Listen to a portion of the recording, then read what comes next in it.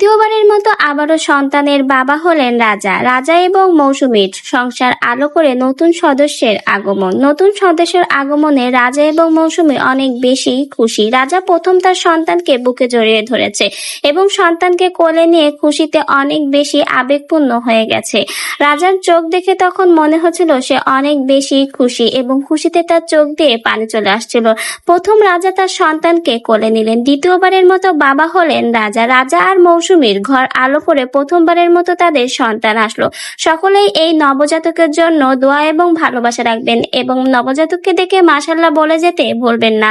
মা এবং সন্তানের জন্য দোয়া এবং ভালোবাসা রাখবেন। রাজা তার নিজের আইডি থেকে এই সুন্দর মুহূর্তের ভিডিও শেয়ার করেছে। রাজা এবং মৌসুমীর ঘর আগমন করে আসলো তাদের নতুন সদস্য। নতুন সদস্য ছেলে না মেয়ে সে সম্পর্কে কিন্তু এখনো কোনো তথ্য প্রকাশ করেনি রাজাদের তরফ থেকে, কিন্তু যেই হোক তাদের জন্য কিন্তু অনেক অনেক ভালোবাসা রইল।